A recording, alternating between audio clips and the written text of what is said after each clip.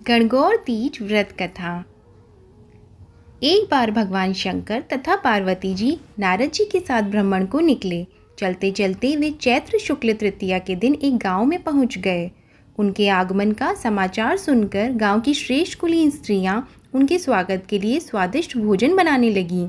भोजन बनाते बनाते उन्हें काफ़ी विलंब हो गया, किंतु साधारण कुल की स्त्रियां श्रेष्ठ कुल की स्त्रियों से पहले ही थाली में हल्दी तथा अक्षत लेकर पूजन हेतु पहुंच गई।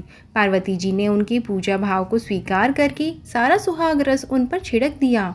वे अटल सुहाग प्राप्ति का वरदान पाकर लौटी। तत्पश्चात उच्च कुल की स्त्रियां अनेक प्रकार के पकवान लेकर गौरी जी और शंकर जी की पूजा करने पहुंची। सोने चांदी से निर्मित उनकी थालियों में विभिन्न प्रकार के पदार्थ थे। उन स्त्रियों को देखकर भगवान शंकर ने पार्वती जी से कहा, तुमने सारा सुहाग रस तो साधारण कुल की स्त्रियों को ही दे दिया, अब इन्हें क्या दोगी? पार्वती जी ने उत्तर दिया, प्राणनाथ आप इसकी चिंता मत कीजिए। उन स्त्रियों को मैंने केवल ऊपरी पदार्थों से बना रस दिया है, इसलिए उनका रस धोती से रहेगा, परंतु मैं इन उच्च कुल की स्त्रियों को अपनी उंगली चीरकर अपने रक्त का सुहाग रस दूंगी। यह सुहाग रस जिसके भाग्य में पड़ेगा वह तन मन से मुझ जैसी सौभाग्यवती हो जाएगी। जब स्त्रियों ने पूजन समाप्त कर दिया तब पार्वती जी ने अपनी उंगली चीरकर उन पर छिड़क दी। जिस पर जैसा छींटा पड़ा उसने वैसा ही सुहाग पा लिया। तत्पश्चात भगवान शिव की आज्ञा से पार्वती जी ने नदी तट पर स्नान किया और बालू की शिव मूर्ति बनाकर पूजन करने लगी। पूजन के बाद बालू के पकवान बनाकर शिव जी को भोग लगाया।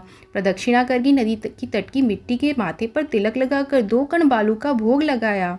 इतना सब करते करते पार्वती को काफ़ी समय लग गया। काफ़ी देर बाद जब वे लौट कर आईं तो महादेव जी ने उनसे देर से आने का कारण पूछा।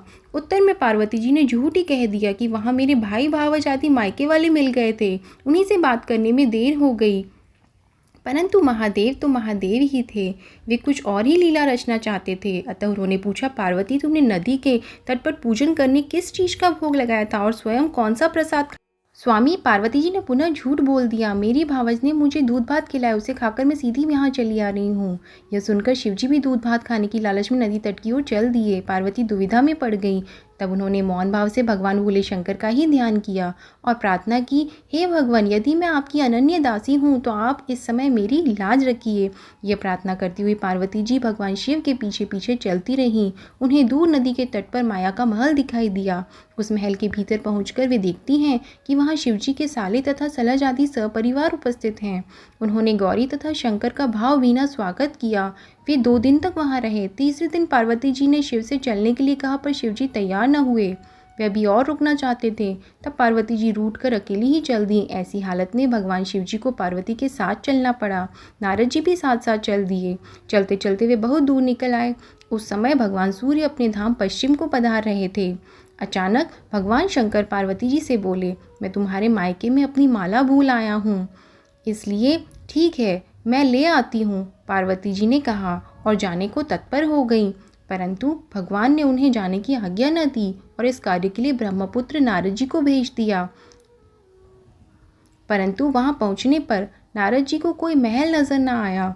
वहाँ तो दूर तक जंगल ही जंगल था जिसमें हिंसक पशु विचर रहे थे। नारद जी वहाँ भटकने लगे और सोचने लगे कि कहीं वे किसी गलत स्थान पर तो नहीं आ गए। मगर सहसा ही बिजली चमकी और नारद जी को शिवजी की माला एक पेड़ पर टंगी हुई दिखाई दी। नारद जी ने माला उतार ली और शिवजी के पास पहुंचकर वहाँ का हाल बताया। शिवजी ने हंसकर कहा, नारद, यह सब पार्वती की ही लीला है। इस पर पार्वती बोली, मैं किस योग्य हूँ? तब नारद जी ने सिर झुकाकर कहा, माता, आप पतिव्रताओं में सर्वश्रेष्ठ हैं। आप सौभाग्यवती समाज में आदि शक्ति हैं। यह सब आपके पतिव्रत का ही प्रभाव है। संसार की स्त्रियां आपके नाम स्मरण मात्र से ही अटल सौभाग्य प्राप्त कर सकती हैं और समस्त सिद्धियों को बना तथा मिटा सकती हैं। तब आपके लिए यह कर्म कौन सी बड़ी बात है? महामाय, गोपनीय पूजन अधिक शक्तिशाली तथा सार्थक होता है। आपकी भावना तथा चमत्कार पूर्ण शक्ति को देखकर मुझे बहुत प्रसन्नता हुई है। मैं आशीर्वाद रूप में कहता हूँ कि इसी तरह गुप्त रूप से पति का पूजन करके मंगल कामना करेंगी, उन्हें महादेव जी की कृपा से दीर्घ आयु वाले पति का संसर्ग मिलेगा। धन्यवाद। यह थी गणगौर तीज की व्रत कथा। अगर आपको हमारा वीडियो पसंद आया तो इसे लाइक, शेयर और सब्सक्राइब करें।